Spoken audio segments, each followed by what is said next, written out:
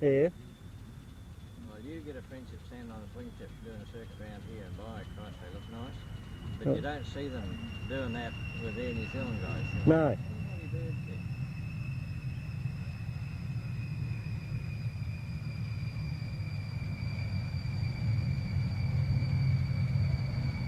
Got the anchors on. You're going to get round one hit, I think.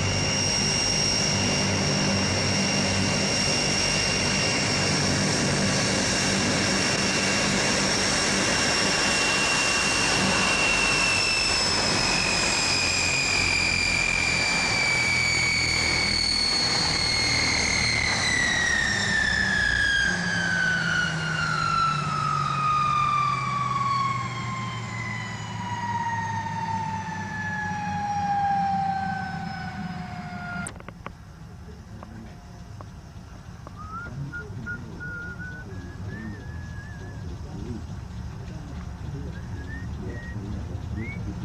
You see a Jeep over there? Yep. Right, duck over to that Jeep there. Yep. Where we go across? Mulholland, would you? Yes. Yeah. Yep. Yes, if you're picking you. If you duck down towards the tower, Yep. you'll find a cutting through the fence post.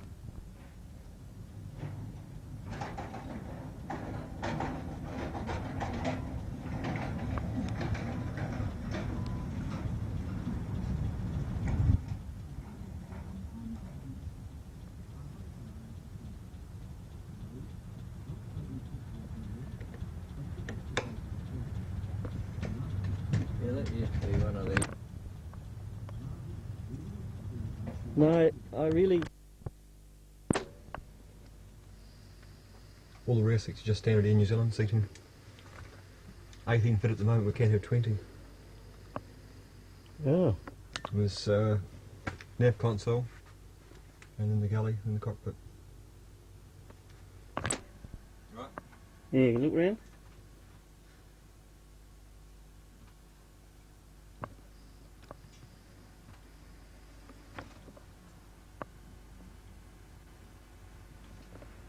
You can always walk through and have a look as well.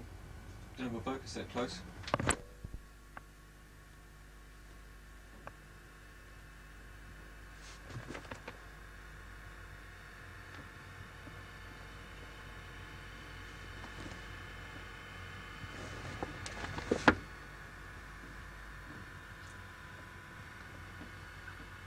I think I'll be that way for much longer.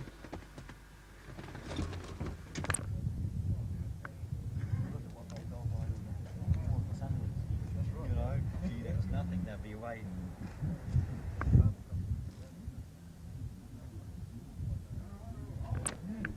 How many seats in them?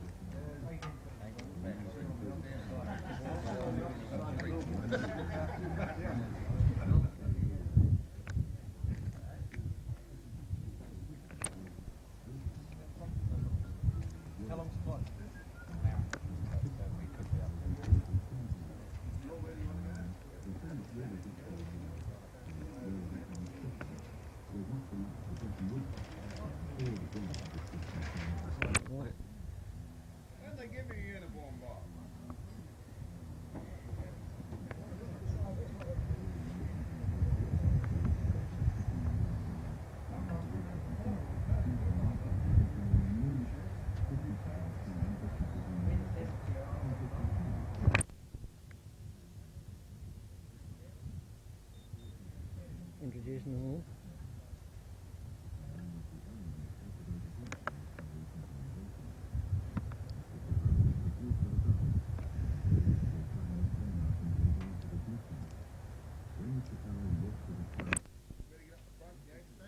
Yes. Surely well, yes.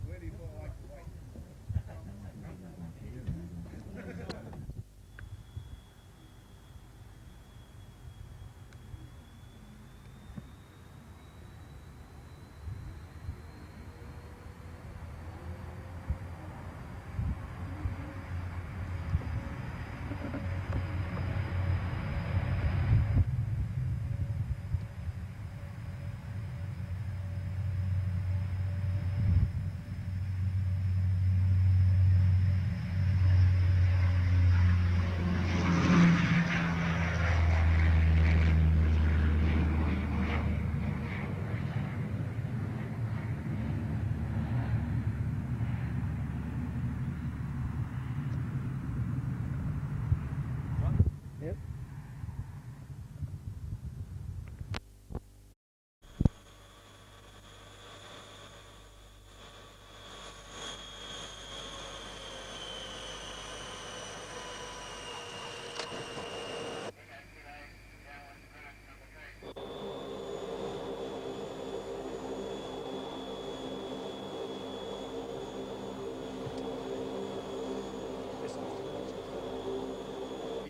Taxi to apron, no traffic.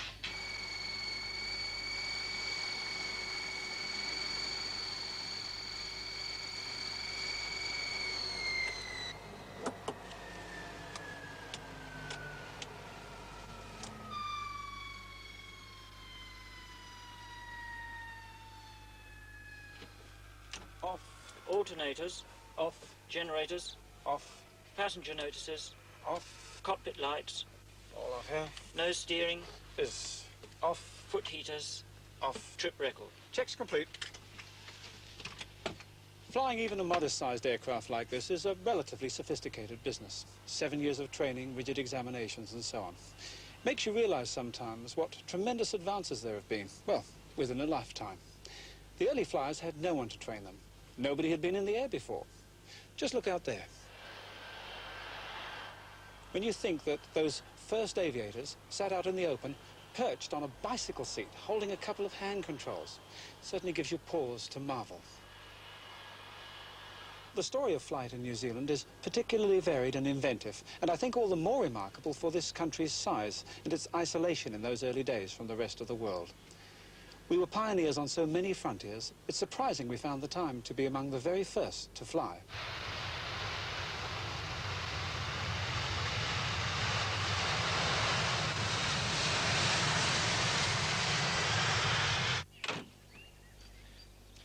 Richard Pearce was the first person in the British Empire to leave the ground under power, yet he was unheard of until after his death in 1953. Argument still rages round Pearce as to just when he did fly and to what extent his flights were sustained and controlled or just haphazard. Here at Waitoa in South Canterbury, those who feel strongly that he did fly successfully and that he should be remembered put up this memorial to their growing local celebrity. In his day, Pearce was generally known as Mad Dick because of his tinkering with flying machines.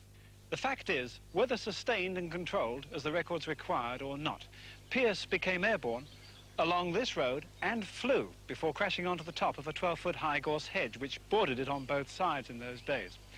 And the date, it's claimed, was the 31st of March, 1903, 9 months before the world hailed the successful flight of the Wright brothers in the United States.